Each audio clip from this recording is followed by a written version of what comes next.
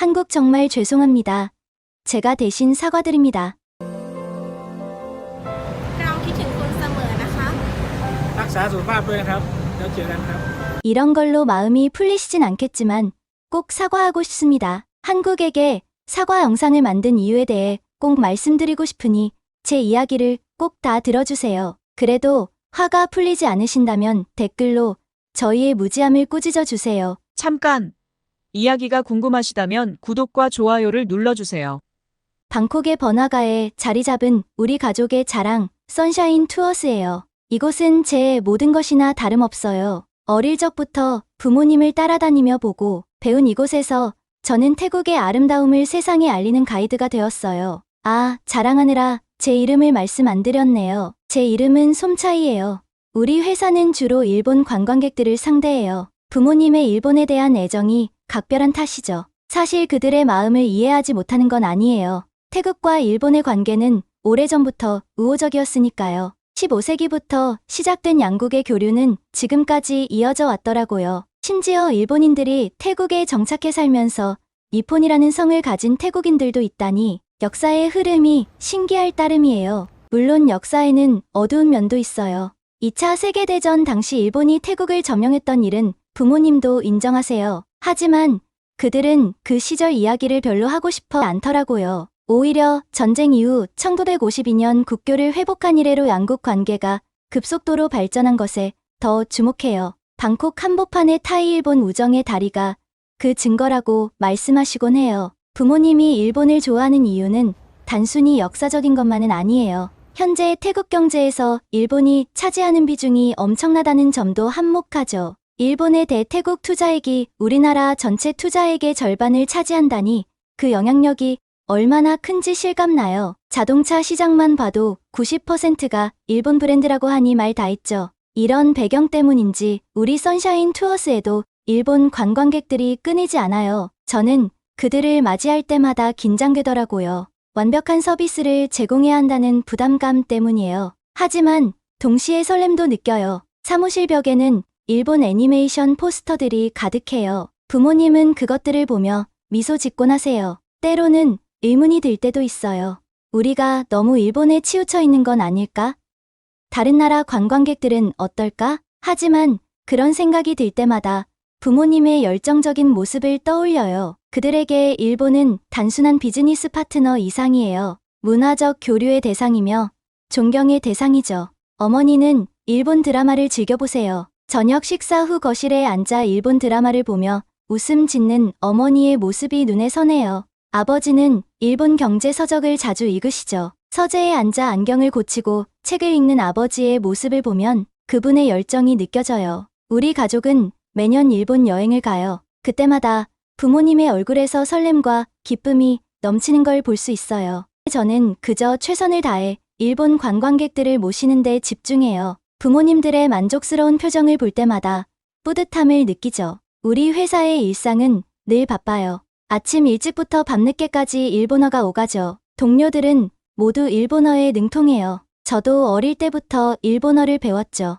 덕분에 일본 관광객들과 소통하는 데는 문제가 없어요. 일본 관광객들은 대부분 친절한 편이에요. 하지만 가끔은 그들의 요구사항이 지나치게 까다로울 때도 있어요. 그럴 때마다 저는 깊은 한숨을 내쉬곤 하죠. 하지만 곧바로 미소를 지으며 그들의 요구를 들어주려 노력해요. 우리 회사의 성공 비결은 바로 이런 섬세한 서비스라고 생각해요. 일본 관광객들의 취향과 문화를 잘 이해하고 있기 때문에 그들이 원하는 것을 정확히 제공할 수 있죠. 그날은 평소와 다를 것 없는 아침이었어요. 하지만 사무실에 들어서자마자 느껴지는 긴장감에 뭔가 다르다는 걸 직감했죠. 부모님의 표정이 평소와 달랐거든요. 아버지께서 저를 부르셨고 오늘 특별한 손님들이 온다고 하셨어요. 특별한 손님이라니 어떤 분들일까 궁금했죠. 혹시 일본의 유명 인사? 아니면 태국 정부 관계자? 그런 생각을 하고 있을 때 아버지께서 충격적인 말씀을 하셨어요. 중국인 단체 관광객이 온다는 거였죠. 순간 제 귀를 의심했어요. 우리 선샤인 투어스가 중국인 관광객을 받는다니 이런 일이 있을 수 있나 싶었죠. 하지만 아버지의 표정은 진지했어요. 처음에는 당혹스러웠어요. 우리는 늘 일본 관광객들만 상대해 왔잖아요. 중국인 관광객들을 어떻게 대해야 할지, 그들의 문화나 취향은 어떨지 모든 게 막막하게 느껴졌죠. 하지만 동시에 작은 설렘도 있었어요. 새로운 경험을 할 수 있다는 기대감 때문이었겠죠. 준비 시간은 충분하지 않았어요. 급하게 중국어 인사말을 외우고 중국 문화에 대해 간단히 찾아봤죠. 하지만 이게 과연 충분할까요?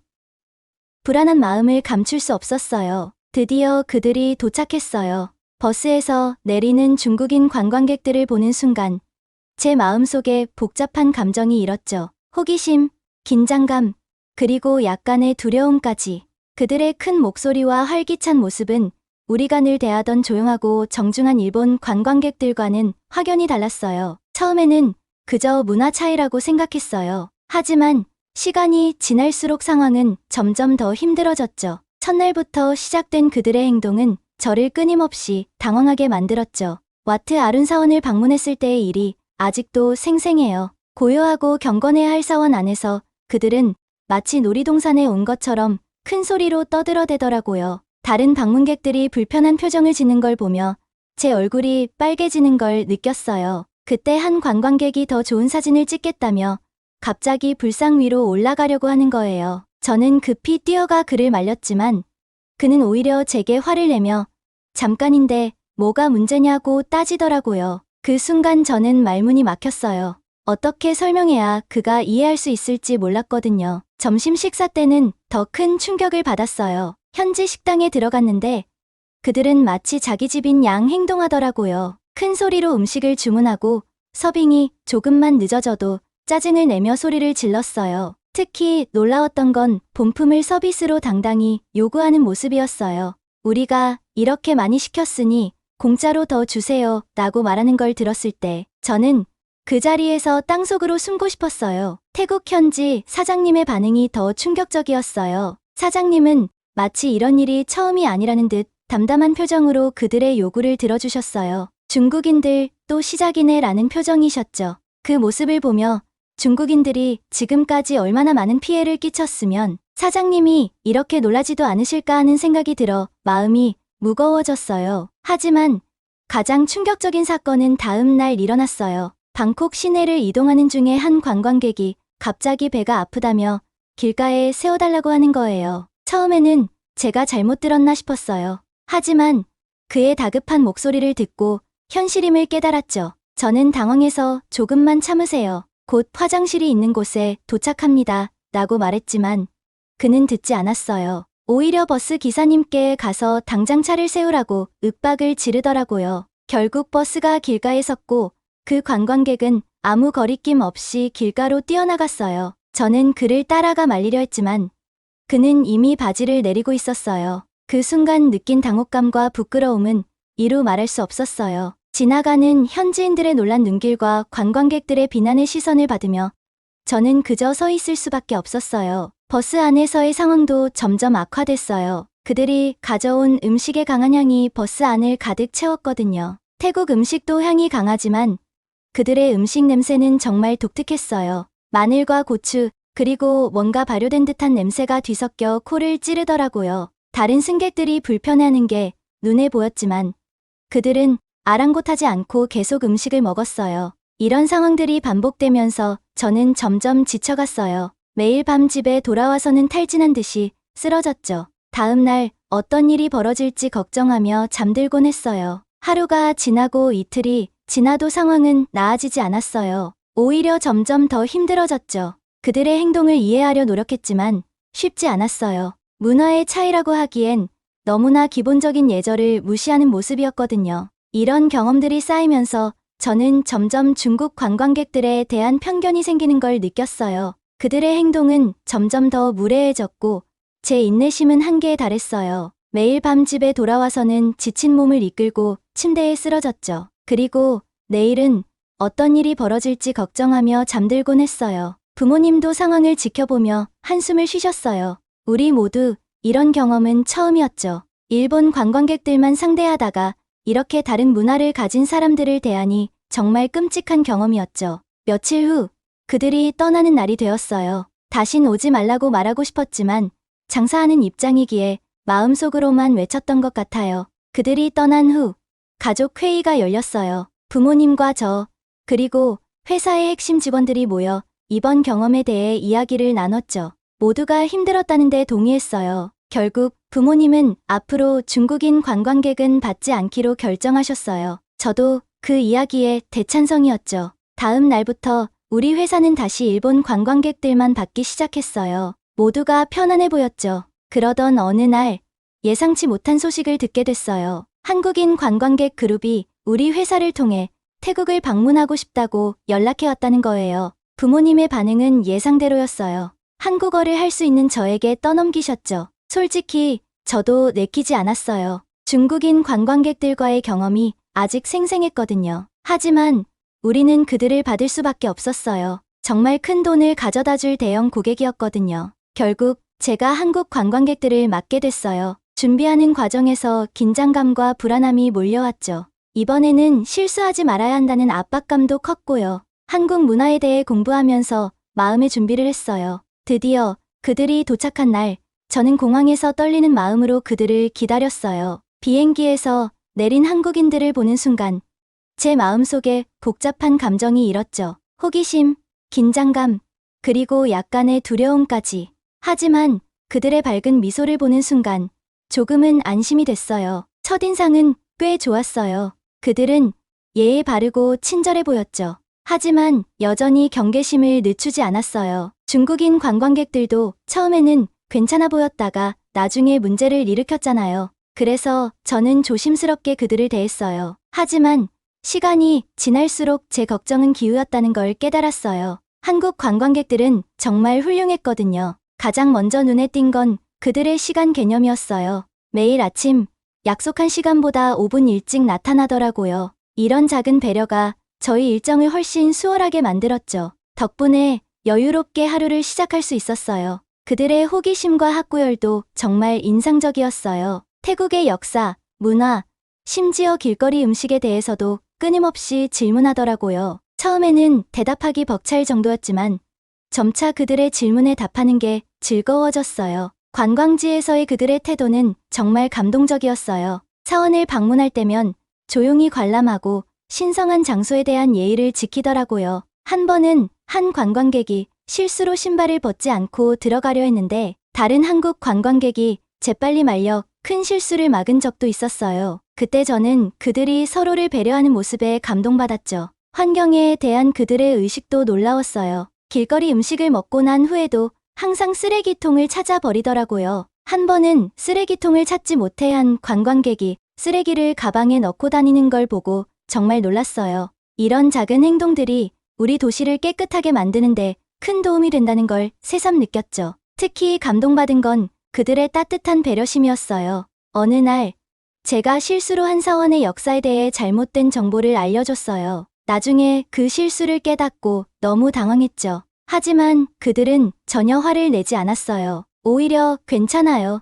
우리 모두 실수할 수 있잖아요. 라며 저를 위로해 주더라고요. 그 순간 제 마음속에 있던 벽이 조금씩 허물어지는 걸 느꼈어요. 시간이 지날수록 저는 그들과 함께 있는 게 점점 더 편안해졌어요. 어느 날은 일정이 끝난 후 그들과 함께 한국 식당에 가게 됐어요. 처음 먹어보는 김치찌개의 맛에 놀라고 불고기의 부드러움에 감탄했죠. 식사하면서 나눈 대화는 정말 즐거웠어요. 그들의 일상, 꿈, 그리고 한국의 문화에 대해 이야기를 나누며 시간 가는 줄 몰랐죠. 태국 전통시장을 구경할 때는 정말 재미있었어요. 처음 보는 과일이나 향신료의 호기심 어린 눈으로 구경하는 그들의 모습이 귀여웠죠. 망고스틴을 처음 먹어본 한 관광객의 환한 표정은 지금도 잊을 수 없어요. 우리가 평소에 당연하게 여기던 것들이 그들에겐 새롭고 신기한 경험이 된다는 걸 보며 저도 새로운 시각으로 우리 문화를 바라보게 됐어요. 그 과정에서 우리는 더 가까워졌고 서로의 문화를 이해하는 폭도 넓어졌죠. 이런 경험들을 통해 저는 한국 문화에 대해 더 깊이 알게 됐어요. 그들의 예의 바른 태도, 끈기, 그리고 서로를 배려하는 마음, 이런 것들이 한국 문화의 아름다움이라는 걸 느꼈죠. 그들이 떠나는 날, 저는 진심으로 아쉬워졌어요. 그들이 떠난 후, 저는 이 경험을 부모님께 말씀드렸어요. 부모님은 믿지 않으셨고, 한국인들의 후한 팀만 칭찬하기 바빴죠. 한국 관광객들과의 좋은 경험 이후, 저는 세상을 더 넓은 시각으로 바라보게 됐어요. 하지만 부모님의 생각은 여전히 변하지 않았더라고요. 오히려 시간이 지날수록 한국에 대한 부정적인 감정이 커져가는 것 같았어요. 어느 날 부모님의 태도가 갑자기 더 차가워졌어요. 평소에도 한국에 대해 좋지 않은 인식을 갖고 계셨지만 이번엔 뭔가 달랐죠. 궁금증을 참지 못하고 여쭤봤더니 최근 소셜 미디어에서 본 뉴스 때문이라고 하셨어요. 태국의 유명 인플루언서가 한국 여행 중 부당하게 구금되었다는 내용이었죠. 더 놀라운 건 이게 한 번의 사건이 아니라는 거였어요. 많은 태국인들이 비슷한 경험을 했다고 해요. 소셜 미디어에서 샵 한국 여행 금지 해시태그가 퍼지고 있다는 이야기도 들려주셨어요. 저는 혼란스러웠어요. 제가 만난 한국 관광객들은 정말 친절하고 예의 바른 분들이었는데 왜 한국에서는 우리나라 사람들을 그렇게 대하는 걸까요? 이해할 수 없었죠. 그래서 찾아보기 시작했어요. 한국인들이 왜 그런 선택을 했어야만 했는지에 대해서요. 자세히 알아보니 최근 한국에서는 태국과 관련된 여러 문제들로 인해 사회적 우려가 커지고 있어요. 특히 불법 체류자 증가와 마약 관련 사건들이 주요 이슈로 떠오르고 있죠. 태국인 불법 체류자 문제는 정말 심각해요. 많은 태국인들이 관광 비자로 입국한 뒤 체류 기간을 넘겨 불법으로 체류하고 있어요. 이들 중 상당수가 불법 취업을 하고 있다고 해요. 이는 한국의 노동시장을 교란시키고 합법적으로 체류하는 외국인들에게도 피해를 주고 있어요. 불법 체류자들은 대부분 3D 업종에서 일하고 있는데 이로 인해 산업 현장의 안전 문제도 제기되고 있어요. 적절한 교육과 관리를 받지 못한 채 위험한 작업에 투입되는 경우가 많거든요. 게다가 이들이 의료 서비스를 제대로 받지 못해 공중보건에도 위협이 될 수 있다는 우려가 있어요. 더 큰 문제는 마약 관련 사건이에요. 최근 태국인들이 연루된 마약 유통 사건들이 잇따라 발생하고 있어요. 이는 한국 사회의 안전을 심각하게 위협하는 일이죠. 마약이 청소년들에게까지 퍼질 수 있다는 공포감이 커지고 있어요. 이런 상황들로 인해 많은 한국인들이 태국과 태국인들에 대해 부정적인 인식을 갖게 되었어요. 한때는 인기 있는 관광지로 여겨졌던 태국이 이제는 불법 체류자와 마약의 근원지로 인식되고 있는 거죠. 정부 차원에서도 이 문제를 심각하게 받아들이고 있어요. 태국인 입국 심사가 더욱 엄격해졌고 불법 체류자 단속도 강화되고 있어요. 이런 일들을 알게 되니 전 한국의 입장에 이해가 갔어요. 한국도 자신 국가의 국민을 최우선으로 안전하게 보호해야 하니 그런 선택을 할 수밖에 없었던 거죠. 하지만 부모님은 계속해서 말씀하셨어요. 태국인들이 아무리 많은 서류를 제출해도 한국에 입국하지 못했다는 이야기, 한국행 비행기 티켓값이 아깝다는 불만, 다른 나라로 여행 가겠다는 선언 등 태국 사람들의 반응을 하나하나 읽어주셨어요. 태국인의 입장으로만 바라본 거죠. 저는 부모님의 이야기를 들으며 마음이 무거워졌어요. 부모님은 이제 우리 회사에서 한국 관광객도 받지 말자고 하셨어요. 그들이 우리를 존중하지 않는데 우리가 왜 그들을 환영해야 하느냐는 게 이유였죠. 저는 반대했지만 부모님의 마음을 바꾸기는 쉽지 않았어요. 소셜미디어에서는 계속해서 반한 감정이 퍼져나가고 있었고 주변 사람들도 한국 여행을 취소하거나 다른 나라로 목적지를 바꾸고 있었어요. 한국의 좋은 시절은 끝났다는 말까지 나오더라고요. 한국 관광객들에 대한 논란이 가라앉을 무렵 우리 선샤인 투어스는 다시 일본 관광객들을 맞이하게 됐어요. 부모님은 안도의 한숨을 내쉬셨죠. 익숙한 손님들을 맞이하게 되어 기뻐하시는 모습이었어요. 저도 처음에는 그랬어요. 하지만 뭔가 달라진 게 있다는 걸 곧 느끼게 됐더라고요. 첫 번째 일본인 관광객 그룹이 도착했을 때부터 분위기가 예전과 달랐어요. 그들의 눈빛에서 뭔가 다른 것이 느껴졌죠. 처음에는 그저 피곤해서 그런가 보다 했어요. 하지만 시간이 지날수록 그게 아니라는 걸 알게 됐어요. 그들은 우리나라를 대하는 태도가 전과 달랐어요. 마치 우리나라가 그들보다 열등한 것처럼 대하는 듯한 느낌이 들었죠. 관광지를 둘러볼 때도 흥미보다는 평가하는 듯한 시선으로 보더라고요. 우리나라의 역사나 문화에 대해 설명할 때도 집중하지 않고 무관심한 태도를 보였어요. 특히 충격적이었던 건 한 관광객이 우리나라를 친일국가라고 표현한 것이었어요. 마치 그게 우리나라의 장점인 것처럼 말이죠. 그 순간 가슴이 철렁 내려앉는 기분이었어요. 우리나라의 정체성과 자존심이 무시당하는 것 같아 화가 났지만 가이드로서 참아야 했죠. 일본 관광객들의 태도 변화는 점점 더 뚜렷해졌어요. 특히 부모님을 대하는 태도에서 그 변화가 가장 두드러지게 나타났죠. 이제는 마치 하인을 대하듯 부모님을 대하더라고요. 명령조로 말하고 사소한 실수에도 짜증을 내며 때로는 무시하는 듯한 태도를 보이기도 해요. 한 번은 한 일본 관광객이 아버지에게 이봐, 이것 좀 가져와라고 손가락을 튕기며 말하는 걸 보고 충격을 받았어요. 아버지는 우리 회사의 대표인데 말이에요. 어머니도 비슷한 대우를 받으셨어요. 예전에는 어머니의 태국 요리 설명을 흥미롭게 들었던 관광객들이 이제는 빨리 설명하고 음식이나 가져오세요 라며 재촉하더라고요. 어머니의 표정이 순간 굳어지는 걸 보며 가슴이 아팠어요. 이런 상황에서 부모님의 반응은 더 마음 아프게 했어요. 부모님은 그런 태도에 당황하셨지만 여전히 일본 관광객들에게 지나치게 친절하게 대하셨거든요. 아버지는 무례한 요구에도 네, 즉시 가져다 드리겠습니다 라며 미소를 지으셨고 어머니는 재촉을 받아도 죄송합니다. 곧 준비해 드리겠습니다 라며 공손하게 대하셨어요. 그 모습을 보며 정말 안타까운 마음이 들었어요. 부모님의 자존심은 어디 갔을까?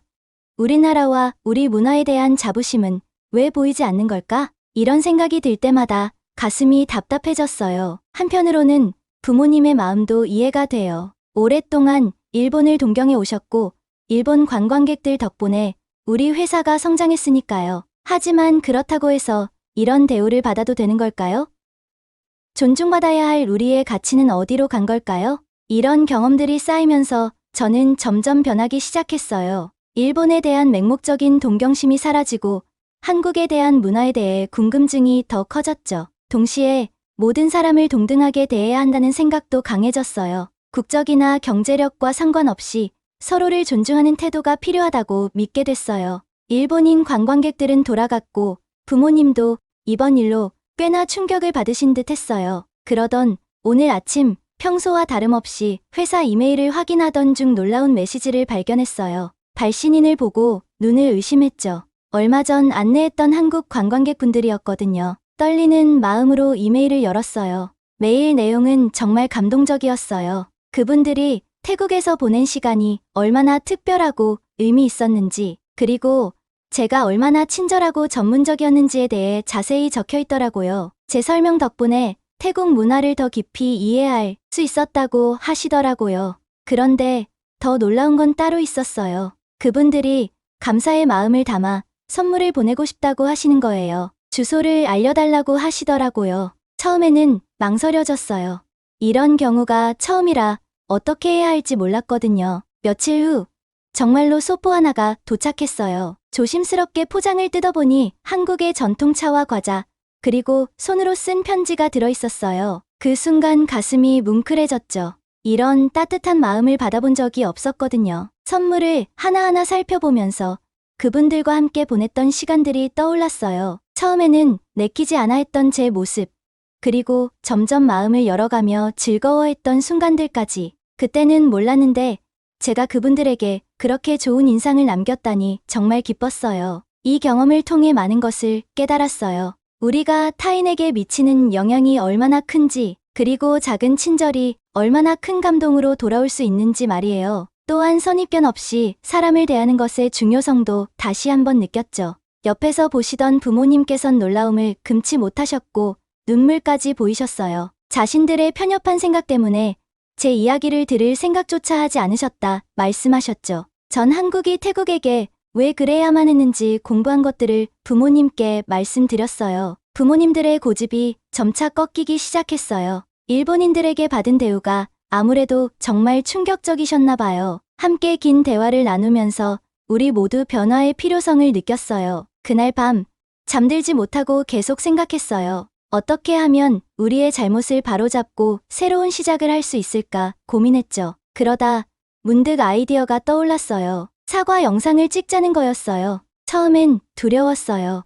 우리의 잘못을 공개적으로 인정하는 게 쉽지 않았거든요. 하지만 이게 옳은 일이라는 확신이 들었어요. 용기를 내어 부모님께 제안드렸고 다행히 동의해 주셨죠. 영상을 준비하는 과정이 쉽지만은 않았어요. 어떤 말을 해야 할지, 어떻게 진심을 전달할 수 있을지 고민했죠. 여러 번 녹화하고 수정하면서 우리의 마음이 정말로 전해지기를 바랬어요. 드디어 영상을 찍는 날이 왔어요. 카메라 앞에 선이 긴장되더라고요. 하지만 깊은 숨을 들이쉬고 진심을 담아 말했어요. 우리의 편견을 인정하고 앞으로 한국 관광객들을 환영하겠다고 약속했죠. 특히 한국 관광객들에게 진심 어린 사과의 말을 전했어요. 영상을 업로드하고 난 뒤 가슴이 뭉클해졌어요. 마치 무거운 짐을 내려놓은 것 같았죠. 동시에 새로운 시작에 대한 설렘도 느꼈어요. 예상 밖으로 반응이 정말 좋았어요. 특히 한국인들의 반응이 감동적이었어요. 우리의 사과를 받아들이고 응원해주는 메시지들이 쏟아졌죠. 이제 저는 매일 아침 새로운 마음으로 일어나요. 절 따뜻하게 대해준 한국인들 덕에 전 더 나은 가이드, 더 나은 사람이 되기 위해 노력하고 있어요. 다양한 문화와 언어를 공부하고 모든 손님들을 진심으로 대하려 해요. 앞으로도 이 마음을 잊지 않고 모든 한국인들에게 태국의 아름다움을 전하는 가이드 역할 계속해 나가고 싶어요. 다시 한번 한국 정말 죄송합니다. 지금까지 제 이야기를 들어주셔서 정말 감사합니다.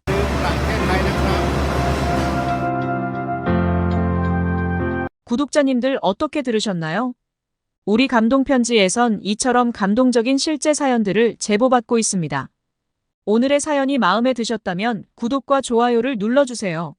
감사합니다.